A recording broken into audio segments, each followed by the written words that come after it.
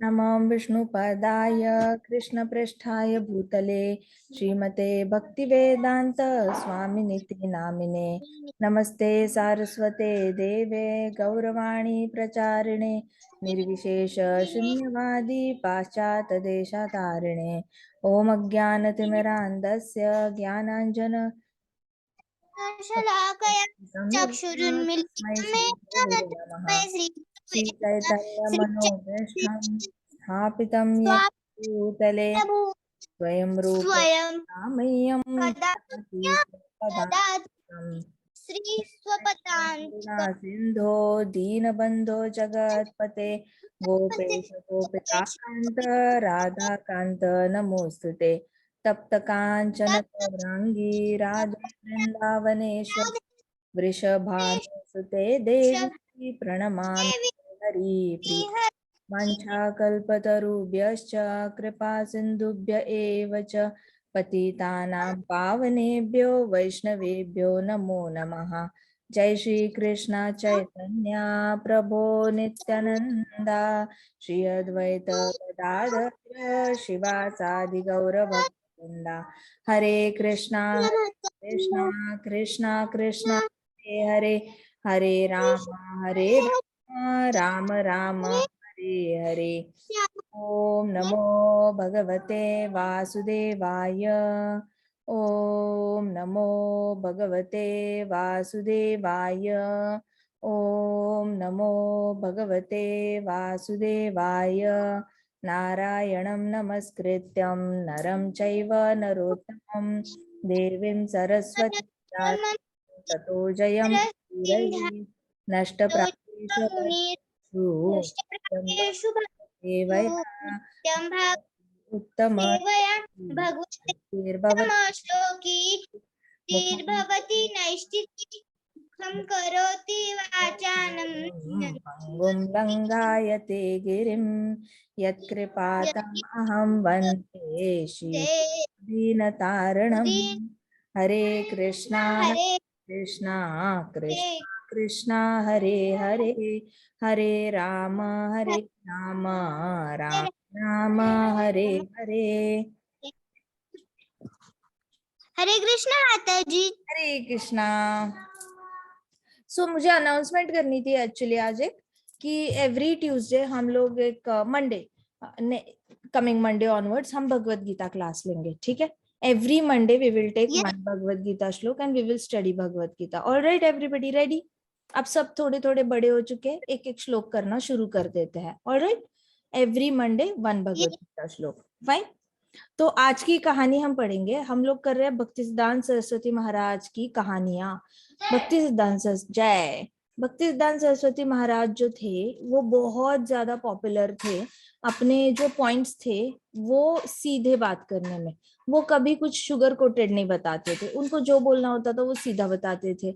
और उसमें भी भक्तिदान सरस्वती महाराज हमेशा कोशिश करते थे कि कुछ ना कुछ एक नया तरीका ढूंढे प्रचार करने का, लोगों तक कृष्ण भक्ति पहुंचाने का।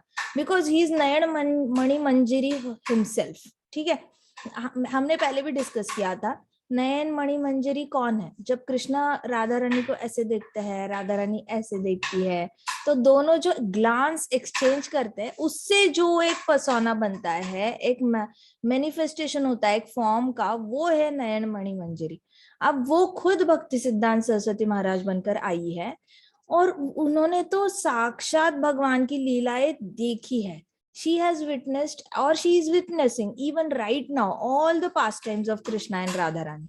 अब सब कुछ इतना आंखों के सामने देखने के बाद जब कोई कहता है ना कि भगवान को आकार ही नहीं है, तो नयनमणि मंजरी को बहुत गुस्सा आता है। जबकि हर जगह आकार आकार आकार आकार से ही दुनिया चल रही है। हर प्लैनेट्स को आकार है, हर मनुष्य को आकार है, पेड़ों को आकार है, सारे एनिमल्स को आकार है, जो धूल मिट्टी है उसको भी आकार है, पत्थरों को भी आकार है। इनफैक्ट हमारे जो विचार होते हैं, हमारे विचार दूसरे इंसान तक विचार पहुंचते हैं, वो छोटे छोटे कण जो होते हैं जो विचार लेके जाते हैं उसको भी आकार है। जो आपके घर में इलेक्ट्रिसिटी लाइट आ रही है तो एक कोई पावर स्टेशन है, वहां से करंट आ रहा है आपके घरों तक। फिर वह कहीं एक इलेक्ट्रिक जो स्टेशन है वहां तक, फिर वहां से घर तक लाइट आ रही है, फिर उसके बाद आप स्विच ऑन करते हो तो लाइट ऑन हो जाती है, स्विच ऑफ करते हो तो लाइट ऑफ हो जाती है। तो लाइट आने तक भी जो छोटे छोटे इलेक्ट्रॉन्स है वो छोटे छोटे कण ही तो है, उनको आकार तो है। तो भागवतम में कहा गया है पूरी सृष्टि जो है कलेक्शन ऑफ एटम्स है। पूरी सृष्टि, पूरा ब्रह्मांड जो है वो छोटे छोटे कणों से बना है, और कण कण में भगवान है। तो ऐसा कोई सृष्टि में कण ही नहीं है जिसको आकार नहीं है, जिसको हम आकाश कहते हैं, ईथर कहते हैं। ईथर से साउंड ट्रांसफर होता है, भले हमारी आंखों को ना दिखे, लेकिन कृष्णा को तो वो दिख जाता है। वो इतना इतना ज्यादा पतला यह होता है कि वो दिखता नहीं है ईथर, जिससे साउंड ट्रैवल करती है।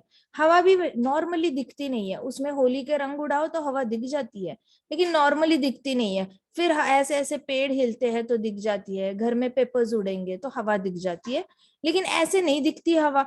तो दिखती नहीं है तो क्या है, नहीं क्या, वो छोटे छोटे कणों से बने हुए हवा भी है, ईथर भी है, सब कुछ है। तो भक्तिसिद्धांत सरस्वती महाराज ये ज्ञान जानते हैं, ही नोज दिस नॉलेज। तो he gets really very angry and very upset. Basically बहुत बुरा लगता है जब कोई कहता है कृष्ण भगवान एग्जिस्ट नहीं करते, या भगवान निराकार है, भगवान निर्गुण है। निर्गुण हो कैसे सकते हैं? कृष्णा का सबसे टॉप मोस्ट इतने सारे गुण है। कृष्णा तो अनंत गुणों के सागर है। अनंत गुण मतलब उनके गुण कभी खत्म होते ही नहीं है। अनंत गुणों के सागर जो पूर्ण पुरुषोत्तम भगवान कृष्णा है, उनको कोई बोले कि उनके अंदर गुण ही नहीं है तो दुख नहीं होगा? मानो आप बहुत ज्यादा प्रेम करते हो आपकी मम्मा से, मम्मा आपसे बहुत प्यार करती है, और आप क्लास में फर्स्ट आते हो, हमेशा ही आप बहुत अच्छा मम्मा पापा का नाम प्राउड करते हो, लेकिन मम्मा अगर बोले मेरी बेटी में कोई गुण ही नहीं है, तो बेटी को बुरा लगेगा या नहीं लगेगा? लगेगा ना। अगर बेटी को बुरा लगेगा तो माँ को बुरा लगेगा या नहीं लगेगा? लगेगा माता जी। Simple, it is as simple as that. Nain Manjari Gopi ले लो, भक्तिसिद्धांत सरस्वती महाराज, कोई भी आचार्य ले लो, सब हृदय से कृष्ण भगवान से बहुत ज्यादा भक्ति भाव रखते हैं। और उनके सामने अगर कोई भी मायावादी आकर कहीं से भी दूर से भी कान पे ऐसी भनक पड़ जाए ना, कोई ने एक बार कोई कह दे कि गॉड इज फॉर्मलेस, भगवान निराकार है, बस लाइट है, ऐसे लगता है जैसे दिल के हजारों हजारों टुकड़े हुए हो। इतना बुरा लगता है। खासकर हमने अभी तक कृष्णा स्टोरीज पढ़े, हमने ब्रज स्टोरीज पढ़े हैं, हमने लिटरली हमने उसका पारायण किया है, हमने इतनी बार पढ़ा है। इसके बाद अगर कोई आके बोले तो इतना ज्यादा बुरा लगेगा। अगर हमें बुरा लग सकता है तो सोचो भक्तिसिद्धांत सरस्वती महाराज, जिन्होंने अपनी आंखों से लीलाएं देखी है, उनको कितना बुरा लगता होगा। तो वो नए नए तरीके प्रचार के ढूंढते थे। अब भक्तिसिद्धांत सरस्वती महाराज कहते हैं जिनके पास कृष्ण है उन्होंने कृष्ण देना उनका कर्तव्य बनता है।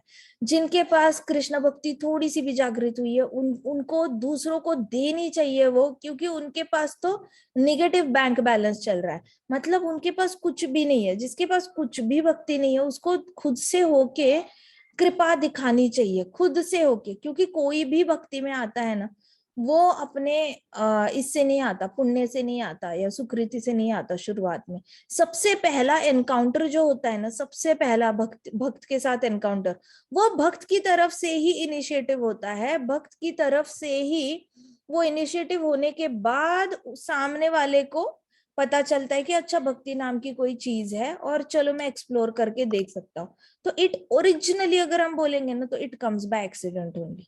It always comes by accident. ऐसे दिखते वक्त एक्सीडेंट लगता है, लेकिन उसके पीछे भगवान क्या कर रहे होते हैं, अपने भक्तों को एक निमित्त बना रहे होते हैं कि चलो इनके साथ गेट इन टच, उनके साथ हमारे हृदय से प्रेरणा देते हैं। जैसे प्रभुपाद को प्रेरणा मिली, जाना है अमेरिका, जाना है, बहुत सारे देशों में फैलाना है, बहुत सारे हर देश में अलग अलग डिवोटीज को भेजकर प्रभुपाद ने टेम्पल्स बनाए। अब ये कॉजलेस मर्सी भक्त दिखाता है।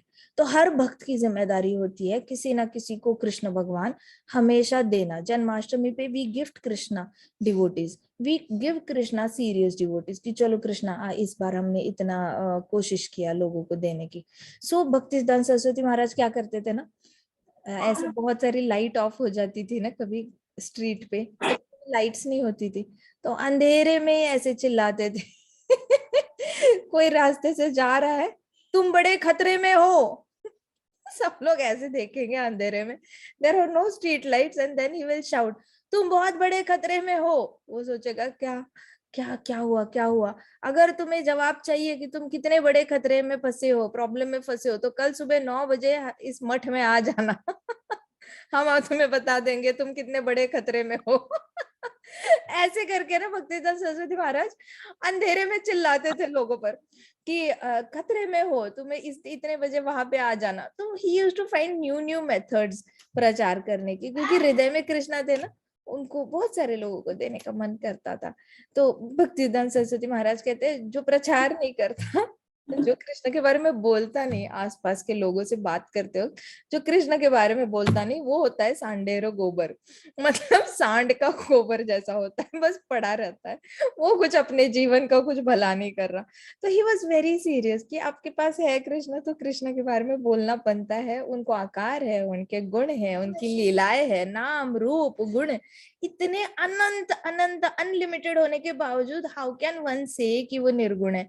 इससे बड़ी सेल्फिशनेस तो दुनिया में हो ही नहीं सकती कि भगवान निर्गुण है, इसलिए तुम मुझे देखो, मेरी पूजा करो, मेरा फोटो लगाओ, मुझे अपने सारे दुख बताओ, मेरे सामने अपनी सारी इच्छाएं रखो, और मैं तुम्हारी इच्छाएं पूरी करूंगा, क्योंकि भगवान निर्गुण और निराकार है।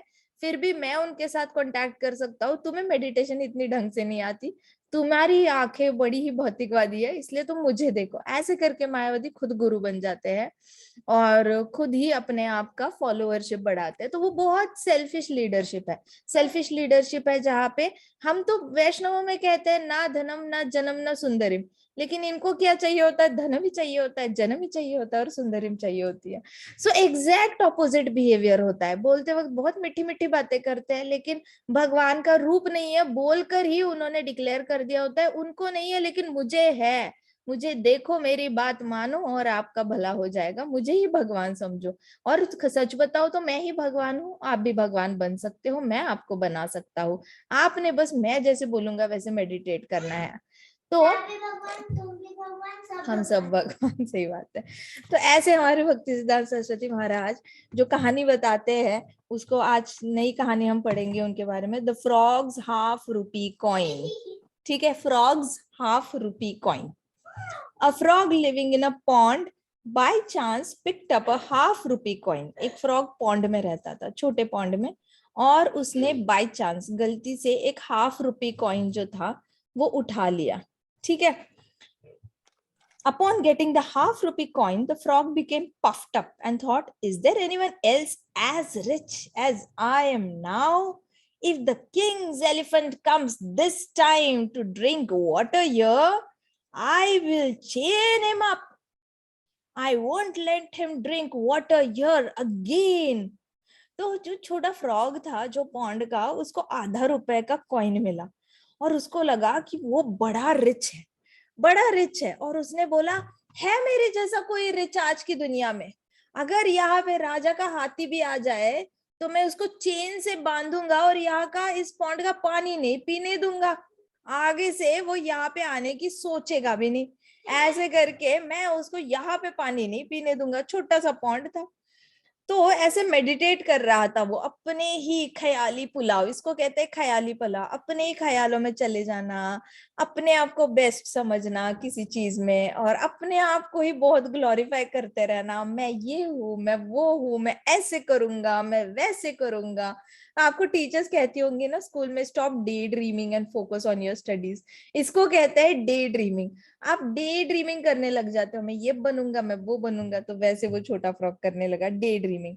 The frog sat tightly on the half rupee coin on the bank of the pond. उसको जो मिली थी उसके ऊपर ऐसे बैठ गया, हाफ रुपी कॉइन पे, कोई लेके ना जाए, उसी के ऊपर बैठ गया। ठीक है, अभी वो बैठा तो shortly after, the keeper of the king's elephant arrived at the pond along with elephant for taking bath. The frog immediately jumped off and threw himself near the feet of the elephant. तो क्या हुआ, थोड़ी देर बाद ना राजा के जो सैनिक थे वहां पे, तो वो वहां पे आ गए पॉन्ड में अपने ये करने के लिए, थोड़े से नहाने के लिए। और जैसी वो आ गए तो फ्रॉग अपने ₹1/2 कॉइन के यहाँ से जंप करके साइड में हुआ और एलिफेंट के पास चला गया. Frog immediately jumped of and through himself near the feet of elephant. अब ₹1/2 कॉइन था, उसके नीचे था ना वो, तो वो कॉइन वहीं पे रह गया. वो जंप करके एलिफेंट के फीट के पास चला गया. It wasn't long before he lost his life under the elephants feet. अब क्या हुआ, थोड़ी देर, मतलब इतनी सी देर नहीं हुई थी, और वो फ्रॉग एलिफेंट के फीट के सामने आ गया था. एलिफेंट का फीट उसके ऊपर पड़ गया और फ्रॉग क्या हो गई, फ्रॉग की मृत्यु हो गई. तो यहाँ पे भक्तिसिद्धांत सरस्वती महाराज कहते हैं कि those who are puffed up with their great sphere of mundane activities prove themselves to be insignificant like ₹1/2 coin of the frog whenever they are confronted with situation of real assessment. तो जो लोगों के अंदर बहुत pride होती है ना, जितना भी उन्होंने कमाया है, देखो आप कितना भी कमा लो, ठीक है, कितना भी ज्यादा कोई इंसान कमा ले, बहुत सारे महल बना ले, हो सकता है दुनिया का सबसे ज्यादा रिच इंसान बन जाए, लेकिन वो अल्टीमेटली उसका जितनी भी कमाई होती है ना, वो ₹1/2 कॉइन की तरह ही होती है. क्योंकि कितनी भी संपत्ति इकट्ठे कर लो, कृष्णा की संपत्ति के सामने हमारी संपत्ति तो ₹1/2 कॉइन के बराबर है. हम कृष्णा के साथ बराबरी कर ही नहीं सकते, हालांकि किसी को करनी भी नहीं है. यहाँ पे सब लोग आपस में ही कंपैरिजन में लगे हुए हैं कि इसके कंपैरेटिवली मैं ज्यादा रिच हूँ, उसके कंपैरेटिवली मैं ज्यादा रिच हूँ. अब मैं सबसे ज्यादा रिच हूँ, कोई अगर कहता है मैं वर्ल्ड का टॉप मोस्ट रिच इंसान हूँ, ठीक है, होते हैं मैगजीन्स में छपते हैं कितने सारे की दुनिया का सबसे रिच कौन है, फर्स्ट कौन है, सेकंड कौन है, थर्ड कौन है, ऐसे काफी सारी न्यूज आती रहती है. लेकिन इनकी जितनी कमाई है ना, वो ₹1/2 कॉइन की तरह है, क्योंकि अल्टीमेटली उन्होंने तो वहीं पे छोड़ना है. हाँ या ना, उनको तो वो वहीं पे छोड़ के चले जाना है. ऐसा कोई है जिन्होंने बहुत कमाया लेकिन मरते वक्त लेकर गया? काल उन पे भी एक्ट करता है, तो जो है वो यही पे छोड़ के चला जाता है. तो भक्तिदान सरस्वती महाराज कहते हैं कि इतने सारे लोग जो प्रूव करते हैं ना अपने आप को मटेरियल वर्ल्ड में कि how they are the best, तो वो ऐसे रियल सिचुएशन से हमेशा कन्फ्रंट हो जाते हैं. रियल सिचुएशन मतलब लाइफ की जो एलिफेंट है, काल है, वो रियल सिचुएशन है. उसने तो आना ही आना है और जान लेनी लेनी है अगर आप बीच में आए. So the great valor of an untiring worker in this material world may be crushed under the foot at any moment under the pressure of mundane spell. It is nothing but the gift from material nature. तो ये material nature, भौतिक जगत जो है ना, वो आपको gift देता है. एक इंसान सोचो सुबह से लेकर शाम तक सोच रहा है मुझे पैसा चाहिए, पैसा चाहिए. एक दिन सोचे, 2 दिन सोचे, 3 दिन सोचे, चलो मान के चलो 5 साल सोचा, 10 साल सोचा, 20 साल सोच लो, मान के चलो 40-50 ईयर्स के हो तब तक सोचो. लेकिन अगर वो इंसान 80 ईयर्स तक, 90 ईयर्स तक, 100 ईयर्स तक, 110, 120 इतने ईयर्स तक अगर हर रोज वही अगर कंटिन्यूअसली सोचने वाला होगा, तो उस पे मृत्यु आके तो भौतिक ये जो मटेरियल वर्ल्ड है वो उस पे कृपा कर रहा है कि मैं तुम्हें अपनी इच्छाओं से मुक्ति दे रहा हूं, बस कर सोचना, बस कर, बहुत हो गया, अब मत सोचो इतना, बहुत जितना कमाते हो उसके ऊपर प्राइड, फिर और चाहिए उसके लिए हैंकरिंग. तो प्राइड और हैंकरिंग भाई बहन की तरह चलते हैं. अहंकार जो होता है, जितना कमाया, जिसका घर बड़ा उतना बड़ा अहंकार. प्रभुपाद कहते थे बड़े घर के साथ बड़ा अहंकार आता है, ज्यादा बैंक बैलेंस के साथ ज्यादा अहंकार आता है. अगर जब तक वो बहता नहीं है कृष्ण की सेवा में, तब तक वहां पे अहंकार रहता है. जहां शाम है वहां मान नहीं, और जहां मान है वहां शाम नहीं. तो यहाँ पे तो मान ही मान है, मेरे बैंक में इतने हैं, इतने हैं, इतने मान है. अब जब वो तक वो बहता नहीं है कृष्ण मंदिर में, भक्तों के संग में, भक्तों की सेवा में, मान ही मान है, क्योंकि वहां पे तो कृष्ण है ही नहीं. बड़ा घर है, बड़े घर में वैष्णव नहीं आ रहे हैं, वैष्णवों के चरण आपके घर में नहीं आ रहे हैं, वैष्णवों की सेवा नहीं हो रही है, वैष्णवों को भोजन नहीं खिलाया जा रहा है, उनके साथ कीर्तन नहीं हो रहा है, कभी कभार घर में कोई प्रोग्राम नहीं हो रहा है भगवत गीता का, वैष्णवों का ही आना जाना नहीं है, अगर ओकेजनली मान के चलो साल में एक ही बार क्यों ना हो, बुला तो रहे हो, लेकिन इतने बड़े घर में अगर वैष्णवों के चरण नहीं पड़ रहे हैं, तो वहां पे सिर्फ मान है, क्योंकि कृष्ण तो है ही नहीं. जहां मान है वहां शाम नहीं, जहां शाम है वहां मान नहीं. वही तो हमने सीखा था मानसरोवर लीला से, सीखा था ना हमने, राधा रानी की मान लीला थी, उसमें हमने सीखा था तो सेम यहाँ पे भक्तिसिद्धांत सरस्वती महाराज बोल रहे हैं कि लोग हमेशा अहंकार अपने प्राइड में और इच्छाओं में, डिजायर्स में कंटिन्यूअसली, वो भाई बहन है। आपको जितना ज्यादा अहंकार होता है ना, उतनी ज्यादा इच्छाएं भी बढ़ती है। इतना अहंकार इतनी है इच्छा है, इतना अहंकार इतनी इच्छा है, तो वो भाई बहन इकट्ठे हमेशा रहते हैं। तो भौतिक जगत में हाथी का जैसे फुट आता है और उस फ्रॉग को मारता है, वैसे काल आता है और हमें मारकर हमारे ऊपर कृपा करता है, फिर हमारी इच्छाएं नीचे चली जाती है। मान तो वैसे ही टूट गया होता है, शरीर ही नहीं रहा, मान कैसे रहेगा।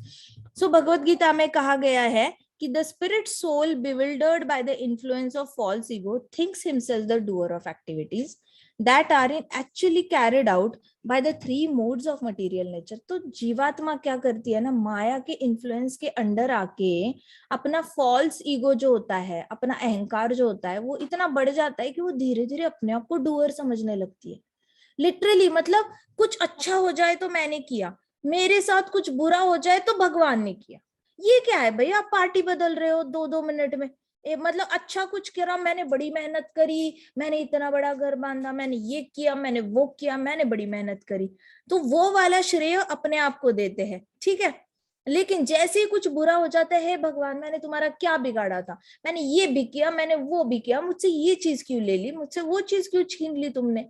ये सही है, उसको भी डुअर ही समझो। अगर डुअर समझना है, अपने आप को कर्ता समझना है, तो हर जगह कर्ता वाली भावना डालो।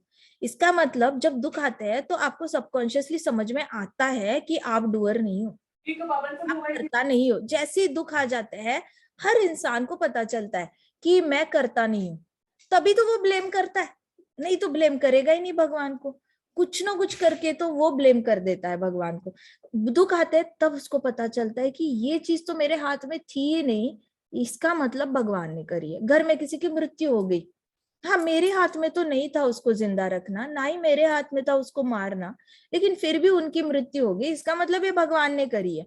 अच्छा, वहां पे भगवान करता हो जाते हैं, लेकिन आपको जो फल मिल रहे हैं, आप मेहनत कर रहे हो, आपको जो फल मिल रहे हैं वो भगवान नहीं दे रहे, वो आपकी खुद की मेहनत से आ रहे। वाह रे वाह, आप जितनी मेहनत कर रहे हो, लाखों करोड़ों लोग उतनी ही मेहनत कर रहे हैं, इनफैक्ट आपसे भी ज्यादा मेहनत कर रहे हैं।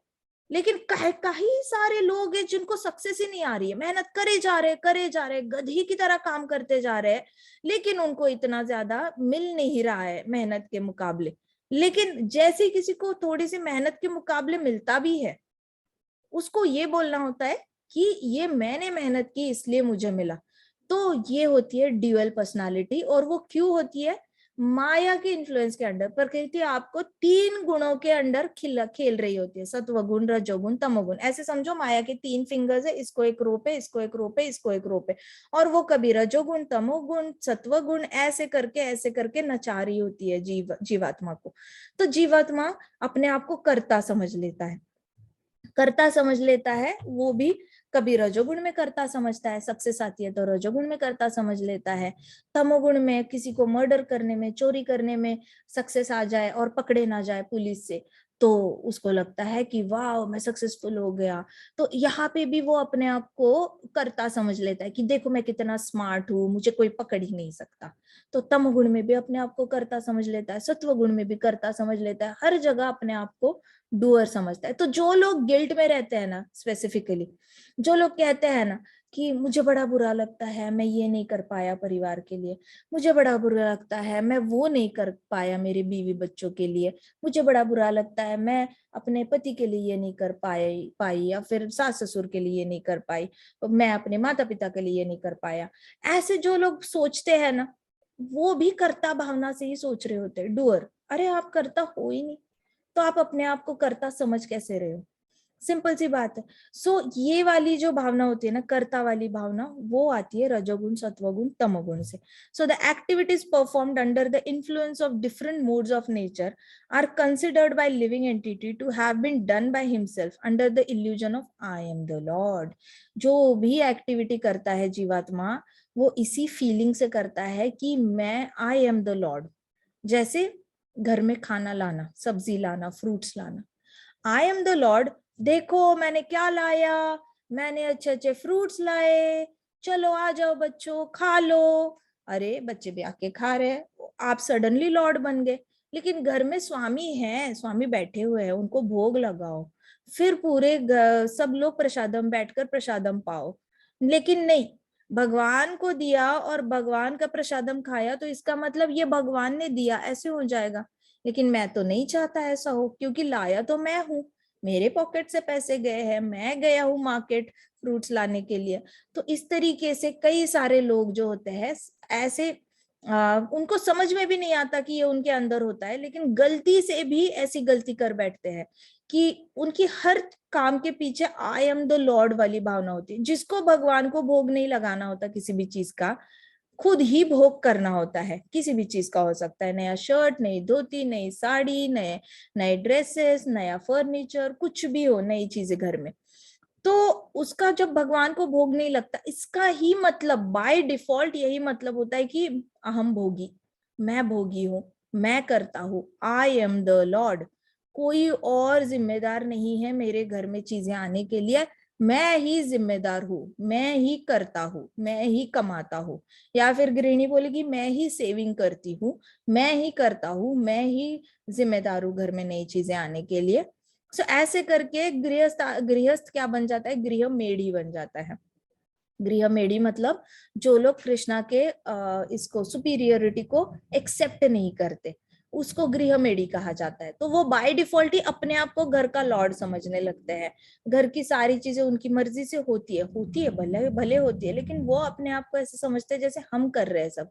उनको ये नहीं पता उनके घर में लक्ष्मी आ रही है तो वो नारायण से परमिशन लेके आ रही है, वो ऐसे खुद से नहीं आ रही है, ये भी नहीं पता होता। लेकिन वही नारायण को वापस रिस्पेक्ट देने की बात चलती है तो नहीं, हमने नहीं देना, क्योंकि कर तो हम रहे हैं। तो कर्ता वाली भावना बहुत डेंजरस होती है, वो उनके अंदर आ जाती है। क्यों आती है? रजोगुण, तमोगुण, सत्वगुण, प्रकृति के 3 गुणों की वजह से आती है। सच अ puffed up person under the illusion considers himself to be the lord of enjoyment and wants to lord over the world। अब ये वाली जो कॉन्सेप्ट है ना, Lord it over the world, ये भक्ति सिद्धांत सरस्वती महाराज ने कॉइन की है। ये वाली कॉन्सेप्ट आप देखोगे भक्ति सिद्धांत सरस्वती महाराज इतनी बार एक्सप्लेन करते हैं। आप उनके जितने भी राइटअप्स है वहां पे देखो, हर जगह वो बताएंगे Lord it over the material world, Lord it over the material world, Lord it over the material world. इतनी जगह उन्होंने लिखा है। क्यों लिख रहे हैं? क्योंकि जीवात्मा को ना इस पूरे ब्रह्मांड के ऊपर ही भगवान बनने की इच्छा होती है। सिंपल सी चीज ले लो, हाँ अभी इंसानों ने जंगल काट काट के इतनी सारी बिल्डिंग्स बनाई है, तो वो क्या समझ रहे हैं अपने आप को? वो समझ रहे हैं कि ये पेड़ हमारे हैं, हमारा हक है, हम इनको काटे, इनको जलाए, हम कुछ भी करे, कोई हमारा कुछ बिगाड़ नहीं सकता। तो पेड़ काट काट के जितनी भी बिल्डिंग्स बनी है, जितनी भी इंडिया में करोड़ों करोड़ों बिल्डिंग्स है, पूरी अर्थ पे तो गिनो ही मत, इतनी ज्यादा है। इतनी ज्यादा जितनी भी बिल्डिंग्स बनी है ना, कॉम्प्रोमाइज कौन कौन हुआ है? खेत कॉम्प्रोमाइज हुए हैं, पेड़ कॉम्प्रोमाइज हुए हैं, जंगल कॉम्प्रोमाइज हुआ है। तो जो सृष्टि ओरिजिनली थी ना, जो ग्रीन थी, ग्रीनरी थी पूरे अर्थ पे, वो सारी ग्रीनरी काट काट के वहां पे इंसानों ने बिल्डिंग्स बनाए, कंक्रीट का जंगल बनाना शुरू किया। उससे पता चलता है lording it over the material world का मतलब क्या होता है। मटेरियल वर्ल्ड है तो ग्रीन, लेकिन हमें बिल्डिंग बनानी है, हमें पैसा कमाना है, एक एक उसकी दुकान बेचकर, उसका फ्लैट बेचकर। तो उसका जो थिंकिंग है ना उसके पीछे, वो लॉर्ड इट ओवर कहते हैं उसको। हम सृष्टि पे अपना वर्चस्व दिखाना चाहते हैं। अब अर्थ की तो छोड़ो, अर्थ में तो इतना ज्यादा मुश्किल हो गई है कि सारा कचरा जो है वो समंदर में कहीं ना कहीं से ट्रांसपोर्ट होके समंदर में जा रहा है।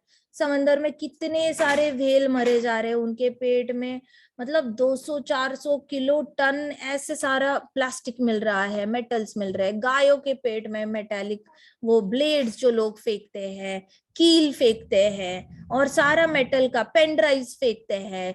फिर इतने ज्यादा लैपटॉप के हार्ड डिस्क होते हैं, लैपटॉप भी फेंकते हैं लोग, पुराना हो जाता है तो पुराने मोबाइल फेंक रहे हैं।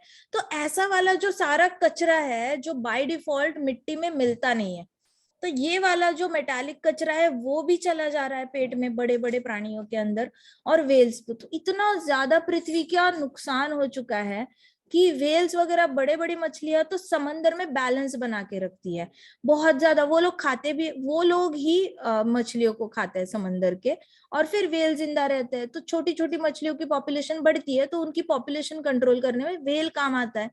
लेकिन इंसान को क्या करना है? व्हेल को मारो छोटी छोटी मछलियों के लिए नेट लगाकर हम उनको पकड़ेंगे और हम उनको खाएंगे।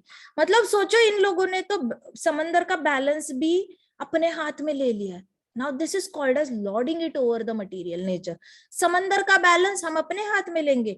व्हेल मरती है, मरने दो, अपने कचरे से हम अपना नॉन डिकम्पोजेबल कचरा फेंकते रहेंगे। हमें लगता है हम डस्टबिन में फेंकते हैं, वो अल्टीमेटली जाता है समंदर के पास ही, क्योंकि और कोई जगह है नहीं। कई सारी जगह पे पहाड़ बन चुके हैं, लेकिन वहां पे भी बहुत ज्यादा बीमारियां फैलती है, तो वहां से ट्रांसपोर्ट होते हैं बड़े बड़े प्लेन्स में और समंदर में फेंके जाते हैं।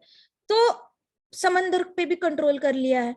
व्हेल मर रही है, मछलियां बढ़ रही है, तो नेट डालो, पकड़ो मैक्सिमम मछलियों को, खा डालो, एज सिंपल एज दैट। तो ढेर सारा नेट लगा के करोड़ों करोड़ों में मछलियां पकड़ी जाती है। तो और उनको पूछो ना आप क्यों कर रहे हो, अरे पॉपुलेशन बढ़नी चाहिए, क्या हम तो मदद कर रहे हैं, हम बैलेंस बना के रख रहे हैं। वाह अरे वाह, जैसे कि आपने मछलियां नहीं खाई तो समंदर मछलियों से भर जाएगा, इसीलिए तो बड़ी मछलियां बनी है छोटी मछलियों को खाने के लिए, पॉपुलेशन कैसे बढ़ेगा। और व्हेल वैसे भी ऐसे, व्हेल कुत्तों की तरह ऐसे हर 2.5 महीने बाद थोड़ी ना बेबीज बनाती है, बहुत टाइम लगाती है व्हेल बेबीज बनाने के लिए, तो उनका भी पॉपुलेशन नहीं बढ़ना है। कृष्णा ने परफेक्ट अरेंजमेंट करके रखी, नहीं भैया हमने तो Lord it over material nature करना ही करना है। हमने पेड़ भी काटने हैं, अपना कॉन्क्रीट जंगल बनाना है, हमने समंदर पे भी अपना रूल दिखाना है। अब हमने तो स्काई को भी नहीं छोड़ना, हमने स्काई में सैटेलाइट डालने हैं, हमने स्काई में सारे एयर डिवाइसेस घुमाने हैं, साथ साथ हमने ऐसे दिखाना है हम मून पे चले गए, हम मंगल पे चले गए। हालांकि ऐसी कोई चीज ही नहीं है, but still everybody wants to lord it over. बीच में बातें चल रही थी हम वहां से यहाँ पे मिट्टी इंपोर्ट करेंगे, क्योंकि अर्थ की मिट्टी खत्म होती जा रही है। सारी मिट्टी खोद खोद के बहुत सारे लोगों ने बिल्डिंग्स बनाना शुरू किया है, तो अर्थ के मिनरल्स कम हो रहे हैं। मिनरल्स कम हो रहे हैं तो हमें एक्स्ट्रा मिट्टी की जरूरत है, लेकिन लाए कहाँ से, नीचे से खोद के तो ऊपर ऊपर ऊपर बिल्डिंगें बनाते जा रहे हो। हर चीज में मिक्स करके, सीमेंट में मिक्स करके, कंकड़ में मिक्स करके, तो मिट्टी तो कम होगी ना, गड्ढे तो बनेंगे ही ना। इतने ज्यादा गड्ढे गड्ढे गड्ढे, पहाड़ फोड़े जा रहे हो, आपको पुल बनाने हैं, टनल्स बनाने हैं, लंबा सा टनल बनाना है। माना कि ट्रांसपोर्ट अच्छा होता है, लेकिन अति तो नहीं करनी चाहिए ना, करो लेकिन अति तो नहीं करो। लेकिन ये फुल ऑन स्पीड से चल रहा है, lording it over the material nature. Bhaktidan Saraswati Maharaj इसलिए कहते थे कि एक एक करके अगर हम कृष्ण भक्ति ले लेना, तो हम Lord it over material nature की थिंकिंग से बाहर आ जाएंगे। हमें बहुत जरूरी है छोटी छोटी चीजों में, अपने से तो हम कंट्रीब्यूट नहीं करेंगे lording it over material nature. हर चीज हम अपनी रिक्वायरमेंट ही मिनिमल कर देंगे, मिनिमलिज्म कहते हैं उसको, कि जहां पे आप जितनी चीजें चाहिए उतनी यूज करते हो, आप एक्स्ट्रा होर्डिंग नहीं करते। Hoarding is a addiction. Hoarding is a addiction मतलब क्या, एडिक्शन क्या होता है, एडिक्शन जहाँ पे आपसे कंट्रोल ही नहीं होता, जैसे शॉपहॉलिक होता है, कंट्रोल नहीं होता, लेने का मन करता है, पैसा है तो कुछ लोग हर रोज 50-60 रुपए क्यों ना हो छोटी छोटी चीजों में खर्च करेंगे। कुछ लोगों के ज्यादा होते हैं तो उनको हर रोज 1,000 रुपए खर्च करने में बुरा नहीं लगता। कुछ लोग हर रोज 10,000 भी अफोर्ड कर पाते हैं, कुछ लोग हर रोज 10 लाख भी कर सकते हैं, कुछ लोग 10 करोड़ भी कर सकते हैं। They have that capacity. हर एक की कैपेसिटी अलग अलग होती है, लेकिन उनसे कंट्रोल नहीं होता, तो वो खरीदते जाते हैं, पुराना फेंकते जाते हैं, नया खरीदते जाते हैं, पुराना फेंकते जाते हैं। तो ये वाला जो एडिक्शन है उनका, इसी को कहते हैं lording it over material nature. मतलब मेरे पास है तो मैं पूरा उपभोग करूंगा, एक बार उपभोग हो जाएगा तो मैं उस चीज को फेंक दूंगा, मैं दूसरी चीज लूंगा, लेकिन मैं उपभोग करूंगा। तो ये थिंकिंग कहाँ से आती है, ये आजकल जो एंटी वैदिक पेरेंटिंग है, जिसमें बचपन से ही बच्चों को ढेर सारे टॉयज भर भर के दिए जाते हैं। बच्चा एक टॉय के साथ 2 दिन के लिए खेलता है, फिर उसका मन भर जाता है, वो साइड कर देता है, फिर दूसरा टॉय उसकी जगह आता है, उसका मन भर जाता है, वो साइड करता है, धीरे धीरे उसके माइंड में सेम थिंकिंग आ जाती है कि मन भर जाए तो उसको साइड करके उसको रिप्लेसमेंट किया जा सकता है, और ये फैसिलिटी भौतिक जगत में है। अब मैं बड़ा होके इतना कमाऊंगा ताकि मुझे, अगर मुझे पहली कार पसंद ना आए मैं उसको साइड करूं, इमीडिएटली दूसरी ले लूं, दूसरी कार पसंद ना आए तो हाफ प्राइस में उसको बेच दूं और थोड़े पैसे डालूं, मैं तीसरी कार ले लूं। तो उसका ये हॉबी बन जाता है, यूजिंग न्यू डिफरेंट कार्स। आजकल लोग रियल एस्टेट्स में घरों के मामले में भी वैसे करने लगे हैं। कुछ लोग, देयर इज वन सेलिब्रिटी, वो हर 6 महीने बाद अपना घर बदलती है, हर 6 महीने बाद वो बड़े बड़े घरों में शिफ्ट होती है, क्योंकि उसका शौक है, उसको नए नए घरों में रहना पसंद है। हर 6 महीने बाद वो पुराना सामान फेंकती है, नया सामान खरीदती है, नया इंटीरियर करती है और नई जगह पे नए तरीके से रहती है। वो अलग अलग थीम बनाती है, कभी व्हाइट कलर की थीम होगी घर की, कभी ब्लू कलर की थीम होगी, कभी एक्वा थीम होगी, कभी मस्टर्ड थीम होगी। तो उसको इतना एडिक्शन है, छे छे, हालांकि उसके पास है भी बहुत पैसे और वो दान भी बड़ा करती है, लेकिन फिर भी ये एडिक्शन है उसको अलग अलग घर बदलना। बड़े बड़े लोग होते हैं उनको कार बदलने का एडिक्शन होता है। तो इसी को कहते हैं lording it over material nature, जहां पे आप सच में बहुत ज्यादा मिसयूज करते हो आपके पास।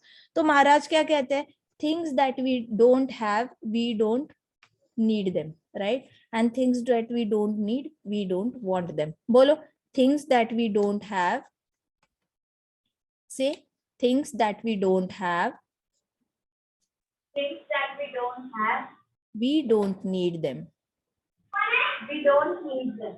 and things that we don't need, And things that we don't need, we don't want them. we don't want them. Things that we don't have, say, things that we don't have, That we don't have, we don't need them, We don't need them. and things that we don't need, The things that we don't need, we don't want them. we don't want them. Okay? मान के चलो किसी आज just for example होगी किसी के पास, लेकिन for example हमारे पास आज फेरारी नहीं है, ऐसे सोच के चलते हैं। एक कार होती है, रेसिंग के लिए यूज होती है, नॉर्मली डोमेस्टिक कन्वेंस के लिए नहीं यूज होती। अब रेसिंग कार किसी के पास नहीं है, we don't have it. So if we don't have it we don't need it. है क्या जरूरत है? ऐसा है कि हमारा खाना पीना रहना सोना सब कुछ रुक जाएगा उसकी वजह से? नहीं। अब वी डोंट नीड इट, अब वी डोंट नीड इट तो वी डोंट वांट इट, हमें जरूरत भी नहीं है उस चीज की। सो इस तरीके से जितनी भी चीजें होती है ना, वो इन 3 फिल्टर से डालना हमेशा, कि मेरे पास नहीं है लेकिन मुझे जरूरत भी नहीं है उसकी, और जरूरत नहीं है तो मुझे चाहिए भी नहीं। इस तरीके से go down to minimalism, minimalistic living, then it will be like not lording it over the material nature. तो such puffed up person under the illusion considers himself to the lord of enjoyment, अपने आप को enjoyer समझने लगता है, जबकि भोक्ताराम यज्ञ तपसाम कौन है? पूर्ण पुरुषोत्तम भगवान है। भोक्ताराम यज्ञ तपसाम, भोक्ताराम मतलब भोग का सबसे ज्यादा अगर एंजॉयर, सुप्रीम एंजॉयर भोक्ताराम कोई है तो वो कृष्ण भगवान है। दैट्स इट, कृष्ण भगवान ही सुप्रीम एंजॉयर है, हम बने ही नहीं है एंजॉयमेंट के लिए। ये कहीं से मिसअंडरस्टैंडिंग आई है, एंजॉय योर लाइफ। कहीं ना कहीं बीच में कोई जनरेशन ने स्टार्ट किया अपने बच्चों को बोलना, बच्चे कुछ भी करो लेकिन just enjoy your life, what ever you do just enjoy. अरे कहाँ से आया ये कौन क्रिएट कर रहा है? ये कौन गलत एजुकेशन दे रहा है? तो प्रभुपाद वही बोलते हैं, where is the education, where is the education, there is only and only sense gratification, there is no education. America में जाके प्रभुपाद ने बोला था कि there is no education, there is only sense gratification. मातृवत परदारेशु, किसी को पता नहीं है कि दूसरी स्त्री होती है वो माता समान होती है, कोई फॉलो नहीं कर रहा है, हर एक जन दूसरी स्त्रियों को भोग की तरह देखता है। तो प्रभुपाद कहते थे कहाँ है एजुकेशन? कोई एजुकेशन नहीं है। सिमिलरली ये भी कोई चीज नहीं समझता कि एंजॉयर सिर्फ कृष्णा है, हम तो बने ही नहीं है, लेकिन हर एक जन कहता है मुझे एंजॉय करनी है लाइफ, मुझे एंजॉय करनी है, मुझे ये करना है, मुझे वो करना है, लेकिन एंजॉय। ऐसे जीवात्मा क्या करता है फिर? वो अपने आप को लॉर्ड ऑफ एंजॉयमेंट समझने लगता है और वर्ल्ड के ऊपर लॉर्ड इट ओवर करना चाहता है। They fail to realize that mother nature can at any moment crush down that tall edifice of boasting as a great worker. Mother nature है, पृथ्वी माता है, वो किसी भी टाइम पे इनको क्रश कर सकती है, किसी भी टाइम पे। मतलब एक थोड़ा सा भी, महाराज तो कहते थे कि अगर भगवान को आपको मारना है ना तो भगवान ही just have to walk out of your heart, आपके हृदय से उनको वॉकआउट करना है, इतना ही काफी है। ना वेपन यूज करना है, ना श्राप यूज करना है, ना गला दबाना है, कुछ नहीं करना कृष्णा ने, बस वॉकआउट करके जाना है और हम वही के वही ऐसे गिर जाएंगे। इतना तो इजी है जीवात्मा का शरीर उससे अलग करना, इतना इजी है, मतलब उसमें कोई दिमाग लगाने वाली बात भी नहीं है, इतना इजी है। लेकिन ये लोग भूल जाते हैं जो बहुत एंजॉय करते हैं, लिव लाइफ किंग साइज। अरे किंग साइज लिव लाइफ ऐसे करना है, अगले जन्म में तो आपको पता भी नहीं। प्रभुपाद वही कहते थे कि अगले जन्म में तो आप किसी गोबर में एक वर्म होती है वैसे वर्म बनकर भी जन्म ले सकते हो। इस जन्म में हो सकता है आप बड़ी बड़ी कारों में घूमो और बहुत सारे देशों पे आपका वर्चस्व हो, लेकिन अगले जन्म में तो आप एक वर्म का जन्म भी ले सकते हो। वर्म मतलब कितनी बुरी बात है। तो Mother Nature can anytime crush them. There is no use of independence, and it's related conceit in this material world. No use of independence. ये independence word इतना misunderstood है, I tell you. Literally people are saying मुझे independence चाहिए, financial independence चाहिए, मुझे independence चाहिए। क्या independence? हर एक जन एक दूसरे पे dependent है। आप जन्मे थे तब आपकी बॉडीली मूवमेंट्स, आपको शर्ट अपना कपड़े भी नहीं पहनने आते थे, डायपर नहीं पहनना आता था आपको, तो हाथ की मूवमेंट्स भी नहीं, पाँव की मूवमेंट्स भी इमीडिएटली नहीं करने आते थे। इतने ज्यादा डिपेंडेंट थे, माँ पे डिपेंडेंट थे। फिर आप पापा पे डिपेंडेंट हो, जैसी आपकी एजुकेशन, जब से जन्मे हो तब से पापा पे डिपेंडेंट हो। अभी आप जन्मे हो तब से, पेट के अंदर थे ना तब भी डिपेंडेंट ही थे, भगवान पे डिपेंडेंट थे। एक तो उल्टे लटके हुए अंधेरे में कोई जिंदा रहना इज नेक्स्ट टू इम्पॉसिबल, वो भी किसी लिक्विड में लटके रहना जहां पे ऑक्सीजन ही नहीं है। ऐसे लिक्विड में आप उल्टे लटके हो और आपको मतलब जिंदा रहने की कोई गुंजाइश ही नहीं है। जिंदा हो तो बस कृष्ण की वजह से। बाहर आते हो मम्मा पे डिपेंडेंसी है, खाने पीने के लिए पूरी डिपेंडेंसी है, पापा पे डिपेंडेंसी है, बड़े होने के बाद दोस्तों पे डिपेंडेंसी है, नहीं तो स्कूल की लाइफ पूरी आपकी लोनली चली जाएगी। आपकी टीचर के ऊपर डिपेंडेंसी है, टीचर नहीं सिखाएगी तो कोई एजुकेशन, कोई डॉक्टर नहीं बनता, कोई इंजीनियर नहीं बनता। टीचर के अनंत उपकार होते हैं आपको मटीरियली सेटल डाउन करने के लिए। भले आपको लगे कि जो उन्होंने पढ़ाया वो आपको लाइफ यूज नहीं कर रहे हो, लेकिन आपने उनके दर्शन किए ना, टीचर के दर्शन करते करते उन टीचर का dedication, determination, sincerity, discipline, honesty, ये सारे गुण आपने आत्मसात करे थे। हो सकता है उन्होंने जो जो पढ़ाया, ट्विंकल ट्विंकल लिटिल स्टार, हो सकता है आज आप यूज नहीं कर रहे हो, लेकिन वो टीचर जितने एंथुजियास्टिकली आपको सिखाती थी ना, वो एंथुजियाज्म आप अपने कार्यों में डालोगे पक्का। तो आप उनसे क्वालिटीज आत्मसात कर रहे होते हो। बेसिकली बुक से जो पढ़ाया है जरूरी नहीं कि आप यूज करोगे ही करोगे, लेकिन क्वालिटीज तो टीचर से आने के बाद ही आप हार्ड वर्किंग बन जाते हो, थोड़ा स्मार्ट वर्किंग बन जाते हो, थोड़े से सक्सेस की ओर चले जाते हो। उन पे डिपेंडेंट हो आप। रोड पे वॉक कर रहे हो तो वो रोड किसी और ने बनाई है गवर्नमेंट में, तो वो गवर्नमेंट पे डिपेंडेंट हो। डॉक्टर्स के पास बीमार पड़ते हो, डॉक्टर पे डिपेंडेंट हो आप। हॉस्पिटल्स पे डिपेंडेंट हो, किस चीज पे डिपेंडेंट नहीं है, हर चीज पे डिपेंडेंसी। फिर भी जीवात्मा कहती है मुझे इंडिपेंडेंट होना है, इंडिपेंडेंट होना है। इनकी इंडिपेंडेंस की डेफिनेशन ही मिसकंस्ट्रूड है। डेफिनेशन मतलब जो कहते हैं ना मुझे इंडिपेंडेंट होना है, मुझे माता पिता पे डिपेंड नहीं रहना है।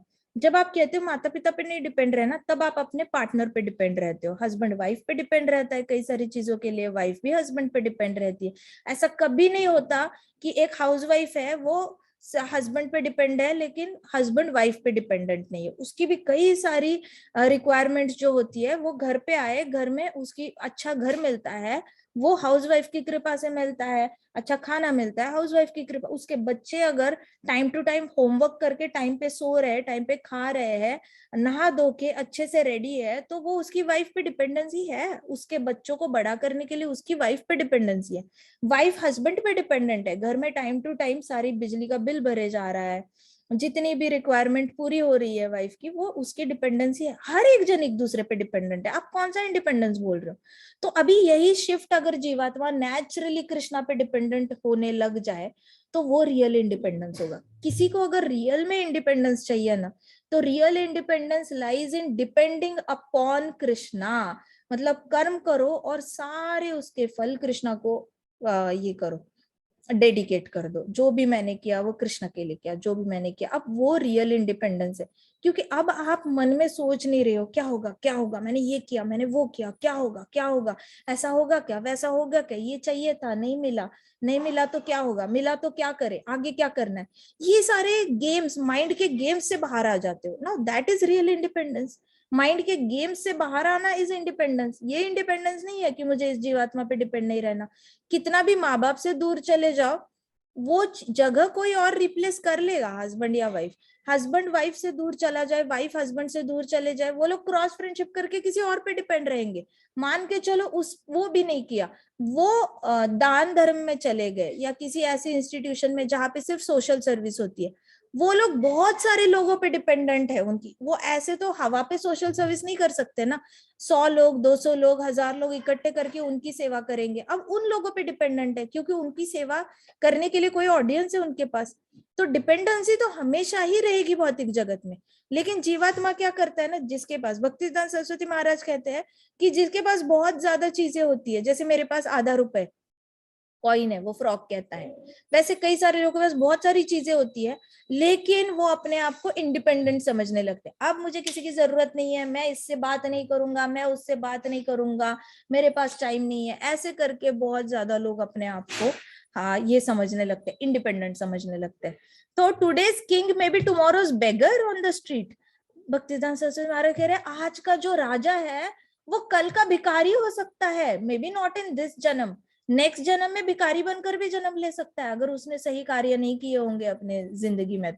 तो आज का today's king can be tomorrow's beggar. बोलो, today's king can be tomorrow's beggar. Tomorrow's beggar. Today's king can be tomorrow's beggar. Today's king can be tomorrow's beggar. Today's king can be tomorrow's beggar. Today's king can be tomorrow's beggar. Today's king can be tomorrow's beggar. Today's king can be tomorrow's beggar. And today's pauper may be tomorrow's king. Today's pauper Today's pauper may be tomorrow king. may be tomorrow's king. मतलब आज जो गरीब है हो सकता है अगले जन्म में वो बहुत राजा की तरह वेल्दी हो। जो लोग गरीब होते हुए भी अपनी एक रोटी में से आधी रोटी किसी के साथ शेयर कर रहे हैं वो पुण्य कर रहे हैं। जो अपने परिवार में 7 बच्चे हैं उसको बस एक ही रोटी कमाई, उसने एक रोटी के 60 टुकड़े करके अपनी फैमिली को खिला रहा है और कहीं ना कहीं भूखा रह रहा है, वो कल को राजा बन सकता है क्योंकि वो पुण्य कर रहा है, अपने परिवार का पेट भर रहा है वो। तो today's pauper can be tomorrow's king. वो स्वर्गलोक में उसको बहुत सारी चीजें फैसिलिटीज मिल सकती है क्योंकि वो पुण्य कर रहा है, वो किसी जीवात्मा को जिंदा रखने के लिए त्याग कर रहा है। सो सिंपल सी बात है। So today's king can be tomorrow's beggar and today's pauper can be tomorrow's king. हमें नहीं पता किसके साथ क्या होगा। तो ग्रेट सेंट कहते हैं कि राजार ये राज्यपात ये न नवतार नाथ देखिते देखिते किछु नय हे ना माया करे यही परम ईश्वर से धन रे मन सदा कर भाई। कहते हैं कि a king's kingdom is like a dancer's dance. जो राजा का किंगडम होता है ना, दरबार होता है राजा का, उसमें ऐसे लगता है जैसे डांसर्स डांस कर रहे हैं। In an instant it can be finished. राजा की जो संपत्ति होती है वो तो बस सामने, उसके सामने डांस चल रहा है। अभी वो डांस जब तक डांस कर रहे हैं तब तक डांस चल रहा है, एक बार डांस बंद हो गया तो शो खत्म। तो वैसे ही राजा की संपत्ति होती है, जब तक है, जब तक ड्रामा चल रहा है, डांस चल रहा है, तब तक चल रहा है। डांस खत्म होते ही सारी संपत्ति खत्म। In the same way, Maya, the supreme controller, acts. O mind, be always fearfuler. वैसे ही माया जो होती है ना, जो कंट्रोल करती है रजोगुण सत्वगुण तमोगुण के धागों से एक जीवात्मा को, उससे हमेशा डर के रहना। तो ये सच है। भक्तिसिद्धांत सरस्वती महाराज कहते थे माया से हमेशा डर के रहना। जो माया को ग्रांटेड ले लेता है ना, वो बड़ी थप्पड़े खाता है माया से, बहुत दुखों से जाना पड़ता है उसको। लेकिन जो माया से डर गया ना, जैसे हम रोड से जा रहे हैं, मैं एग्जांपल देती हूँ, ये नरोत्तम दास ठाकुर कहते हैं। नरोत्तम दास ठाकुर ने बहुत अच्छी टिप्पणी दी है इस गाने पे। वो कहते हैं कि जैसे ही हम रोड से जा रहे होते हैं, खासकर ब्रह्मचारियों के लिए उन्होंने बोला था कि जब आप रोड से जा रहे होते हो और आपको कोई स्त्री दिखती है तो आप डरो, स्त्री को देखकर डरो कि हे कृष्ण, मेरे हृदय से कृष्ण वॉकआउट ना करके जाए, उसकी जगह पे मान या कोई और भावना ना आ जाए। फिर ऐसे हर जीवात्मा ने डरना चाहिए। बहुत ज्यादा रिच इंसान को देख के हाय उसके पास है, मेरे पास क्यों नहीं है, मुझे भी चाहिए, ये भावना से डरो। ईर्ष्या से डरो, जेलसी से डरो, गुस्से से डरो, गुस्सा आने से डरो, बहुत ज्यादा लोभ जब मन में आने लगता है, ग्रीड से डरो, बहुत ज्यादा, ये सारी चीजों से डरो। जब तक आप माया से डरोगे नहीं तब तक आप माया को ग्रांटेड लोगे और फिर माया आपको पनिश करेगी। अब माया से डरने के लिए माया पे फोकस करने की जरूरत नहीं है। फोकस बस कृष्ण हरि नाम पे करना है। हरि नाम पे फोकस जैसे ही आ जाएगा, अपने आप माया के लिए जो डर है वो कन्वर्ट हो जाएगा हरि नाम की हरि भक्ति में। माया से जैसी ही हमें कोई चीज दिखती है वो मुझे चाहिए, डरो। जाते वॉक कर रहे हो, शोरूम में बहुत अच्छी ड्रेस दिखती है, बहुत अच्छी वॉच दिखती है, बहुत अच्छा ब्रेसलेट दिखता है आपको, बहुत अच्छे शूज दिखते हैं, आपका फेवरेट वीडियो गेम दिखता है, जो भी दिखता है ना वो माया है। सिंपल सी बात है, because things that we don't have we don't need them, and things that we don't need we don't want them. Video game दिखे, चाहे नया ड्रेस दिखे, चाहे नए जूते दिखे, ब्रेसलेट दिखे, घड़ी दिखे, जो भी दिखे बहुत सुंदर है, माना बहुत सुंदर होगा। ब्रह्मांड में कृष्ण भगवान इतने सुंदर है तो यहाँ पे भी कुछ ना कुछ सुंदरता तो होगी। It is but natural, it is Krishna's gift only to this material world beauty. तो जो दिखता है उससे डरो कि नहीं, मुझे हृदय में कृष्ण भक्ति, I am not the enjoyer, enjoyer is Krishna, this should go to Krishna. फूल दिखते हैं तो मैं भगवान को ये फूल ऑफर कर पाए तो कितना अच्छा होगा। कोई अगर अच्छा सा नेकलेस दिखता है, काश मैं एक दिन ये सोने का नेकलेस हमारी डीटी को ऑफर कर पाऊं। अगर जो भी आपको अच्छा दिखता है एक दिन मैं कृष्णा को अगर दे पाया तो बहुत अच्छा होगा। ऐसे करके हमारे आचार्यों का थॉट प्रोसेस जो है वो अपने अंदर ये करो, इम्बाइब करो। हमारे आचार्य जो थे उनको भी ऐसे लगता था काश ये इतने सुंदर वस्त्र में अपने भगवान को पहना पाता, और बस उस इच्छा से राधा रमन जी प्रकट हुए। ऐसा नहीं है कि उनके हृदय में इच्छा नहीं थी, लेकिन रघुनाथदास गोस्वामी जी ने बस देखा और उन्होंने बोला कि काश मेरे पास भी ऐसे गोपाल जी होते, मेरे पास तो सारी शालिग्राम शिलाएं हैं और ये सारा ये इतने सुंदर वस्त्र एक लाए हैं मेरे पास राजा ने, और मैं ये पहना नहीं पा रहा हूँ, काश मेरे पास ऐसे कोई विग्रह होते। दूसरे दिन राधा रमन जी उस शालिग्राम शिला से प्रकट हुए। Now that is the power of devotees intense desire for Krishna. आपके मन में जैसी इच्छा आ जाए, काश मैं इनको हार चढ़ा पाऊं, काश मैं इनको फूल चढ़ा पाऊं, काश मैं इनको बहुत अच्छी सेंस स्टिक से अच्छे से फ्रैग्रेंस दे पाऊं, मंदिर रूम में बहुत अच्छा फ्रैग्रेंस क्रिएट कर पाऊं, काश मैं एक दिन ना वो डिश सीख पाऊं। उस दिन माता जी ने बहुत अच्छे कुकीज बनाए थे, बहुत अच्छे केक बनाए थे, कप केक्स बनाए थे, या माता जी ने बहुत अच्छा कोई डिश बनाया था, काश मैं एक दिन ये बना के हमारे डीटीज को खिला पाऊं। सो ये वाली जो भावना है ना, ये वाली रीडायरेक्शन भावना है, वो आपको माया से बचा के रखेगी। माया से डरने का मतलब होता है अपनी इच्छाओं को कृष्णा की सेवा में लगाना। अपनी इच्छाओं को कृष्णा की सेवा में लगाएंगे, डिजायर नीचे नीचे नीचे आ जाएगा। डिजायर जैसे नीचे आ जाएगा ना, अहंकार भी उतने ही लेवल से नीचे नीचे आ जाएगा। जहाँ अहंकार नहीं है, जहाँ डिजायर्स नहीं है, वहां पे तो सिर्फ शाम ही शाम है, और क्या है, कृष्णा ही कृष्णा है। जहाँ पे मान है वहां कृष्णा नहीं है, लेकिन जहाँ पे कृष्णा है वहां पे मान नहीं है, फिर कृष्णा ने आ जाना है। ठीक है। ग्रंथराज श्रीमद् भागवतम की जय, श्रील प्रभुपाद की जय, श्री श्री की जय, श्री श्री राम की जय, वृंदावन की जय, की जय। हरे कृष्णा हरे कृष्णा कृष्णा कृष्णा हरे हरे राम हरे राम राम हरे हरे। हरे कृष्णा महासंकीर्तन यज्ञ की जय। Any questions? Do you have any questions? I'll stop recording, okay?